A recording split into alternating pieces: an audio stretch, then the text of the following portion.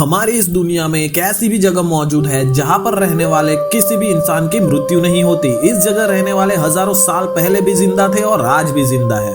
हम बात कर रहे हैं हिमालय के ऊपर 2400 किलोमीटर में फैले एक ऐसे शहर की जिसका जिक्र हिंदू धर्म के अलावा तिब्बती, बौद्ध और कई धर्मों की अन्य प्राचीन धार्मिक किताबों में भी मिलता है। यहाँ के लोग अमर है। जी हाँ, वेदों, पुराणों और कई उपन्यासों में इस बात का जिक्र भी किया गया है कि हिमालय में एक जगह ऐसी है जहाँ रहने वाले लोग अमर होते हैं। हिमालय के ऊपर बसे इस शहर को लोग ज्ञानगंज, संभाला या सिद्धाश्रम के नाम से भी जानते हैं और इस रहस्यमय शहर में रहने वाले निवासियों की उम्र नहीं बढ़ती और मान्यताओं के अनुसार समय समय पर इस दुनिया से लोग इंसानी दुनिया में भी आते हैं। कलयुग के अवतार भगवान कल्कि देव के भविष्यवाणी में भी इस शहर का जिक्र किया गया है। ऐसा माना जाता है कि कल्कि देव के गुरु इसी शहर में रहते हैं और यही रहकर वो उनके जन्म की प्रतीक्षा कर रहे हैं। ऐसा माना जाता है कि वहाँ केवल वो लोग ही पहुँच सकते हैं जिन्होंने योग और अन्य सभी धार्मिक कर्म कांड करके अपनी सभी इंद्रियों को जागरूक कर लिया हो। सबसे हैरान कर देने वाली बात तो ये है कि इस शहर को ढूंढ पाना बिल्कुल भी आसान नहीं है। मैपिंग, ट्रैक और नेविगेशन सिस्टम की मदद से भी इस शहर को आज तक ट्रेस कर पाना संभव नहीं हो सका। इस मरुभूमि में किसी की भी मृत्यु नहीं होती और चेतना सदैव जीवित रहती है।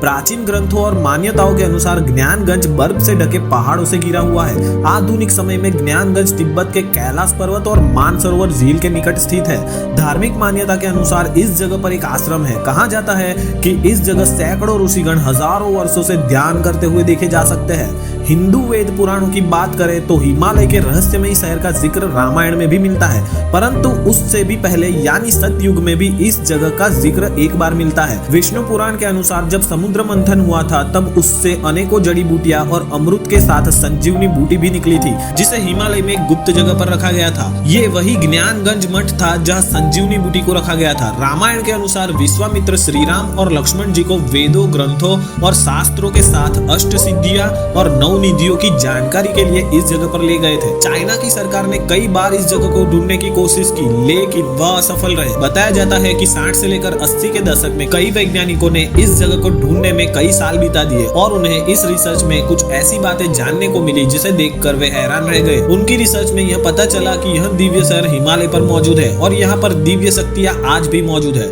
लेकिन जब उन्होंने उस जगह को सैटेलाइट में देखा तो उन्हें कुछ भी दिखाई नहीं दिया, जिसे देखकर वे और भी हैरान हो गए और उन्होंने हिमालय की चोटी पर जाने का फैसला किया।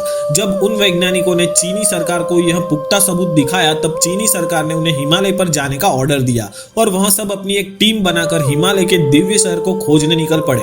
लेकिन यह सफर आसान नहीं था। ये लोग उस दिव्य शहर को ढूंढने जा रहे थे जहां सभी व्यक्ति पवित्र है और कई रहस्यमयी ताकतें वहां पर मौजूद होकर उस दिव्य शहर की रक्षा कर रही है।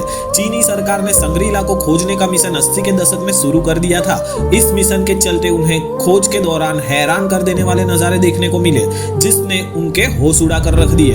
80 के दशक में पर्वतारोही और वैज्ञानिक संग्रीला की खोज में निकल पड़े, लेकिन यह चढ़ाई बिल्कुल सरल नहीं होने वाली थी। संग्रीला शहर की खोज के दौरान चीनी वैज्ञानिकों को हिमस्खलन, खराब मौसम, बर्फबारी और अन्य तरह की भयानक चीजों का सामना करना पड़ा था। चीनी वैज्ञानिकों को इस पर्वत पर चढ़ते चढ़ते शाम हो गई थी और वो इसी यात्रा को लगातार करते जा रहे थे। लेकिन तभी उन्हें एक यूएफओ उड़ता हुआ दिखाई देता है, जिसे देखकर वह हैरान हो जाते हैं और उस यूएफओ का पीछा करने लगते हैं। लेकिन वह यूएफओ इतना तेज था कि वह गायब हो गया। इसी बीच चीनी वैज्ञानिक अपना रास्ता भूल गए और उन्हें चारों तरफ 4 रास्ते दिखाई दे रहे थे। उन वैज्ञानिकों को समझ नहीं आ रहा था कि अब वह क्या करें। फिर उन्होंने अपनी टीम को 4 दिशाओं में बांट दिया और उन रास्तों पर खोज करने निकल पड़े। दोस्तों, पहली टीम के वैज्ञानिक जब उस खोज में जा रहे थे तब उन्हें पर्वत से एक पारलौकिक शक्ति निकलती हुई दिखाई देती है और वो वैज्ञानिक उस दिव्य शक्ति का पीछा करते हैं। जितना भी वे आगे जाते हैं वह दिव्य शक्ति उनसे उतनी ही दूर होती जाती है।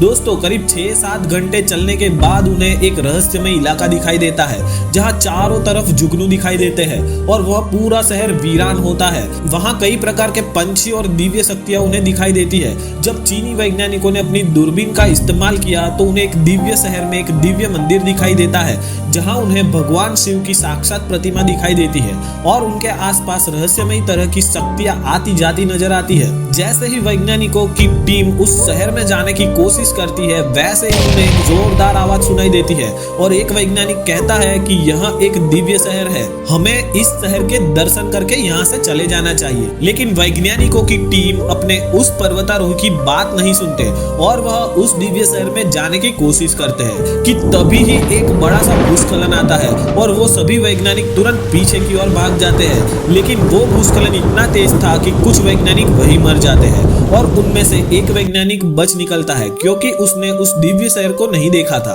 उस पर्वतारोही ने अपनी टीम की बातें सुनी थी और वह पर्वतारोही उस मिशन से वापस आ गया। अब दूसरी टीम को दूसरे रास्ते चलते चलते 7 गुफाएं दिखाई देती है, जिसे देखकर वह हैरान हो जाते हैं और जब चीनी वैज्ञानिक एक एक कर उन 7 गुफाओं में जाते हैं तो उनकी आंखें फटी की फटी रह जाती है। चीनी वैज्ञानिकों को उन गुफाओं में कई हजारों साल पुराने दस्तावेज और ग्रंथ मिलते हैं, जिसे देखकर वे हैरान हो गए। उन्हें आगे कुछ नरकंकाल और पौराणिक काल की कुछ अन्य चीजें मिली, जिसे देखकर वे और भी हैरान हो गए। जब वैज्ञानिकों ने उस कंकाल पर रिसर्च की तो उन्हें पता चला कि कंकाल 5000 साल पुराना था और कई कंकाल 10 साल पुराने थे। उनका कहना था कि 10 साल पुराने कंकाल यहाँ पर तपस्या करने वाले लोगों के हो सकते हैं। दोस्तों, तिब्बती लोगों का कहना है कि संग्रीला शहर की रक्षा एक यति मानव कर रहा है और वह कई बार उसे देख चुके हैं। वह इतना बड़ा है कि उसके सामने हम चींटी के समान लगते हैं। यह यति मानव बेहद शक्तिशाली और शक्तियों से परिपूर्ण है जो संग्रीला शहर की रक्षा कर रहा है। दोस्तों, जब वैज्ञानिक और आगे इस गुफा में जाते हैं तो उन्हें उन 7 गुफाओं में 7 योगियों की मूर्तियां दिखाई देती है जो बर्फ से बनी हुई थी। जैसे ही वह वैज्ञानिक उस मूर्ति को छूने की कोशिश करते हैं, वैसे ही उस गुफा में तेजी का भूचाल आ जाता है और वो सारे वैज्ञानिक बाहर की ओर चले जाते हैं। मौसम खराब होने के कारण उन्हें आगे का रास्ता दिखाई नहीं दे रहा था और बर्फबारी तेजी से शुरू हो चुकी थी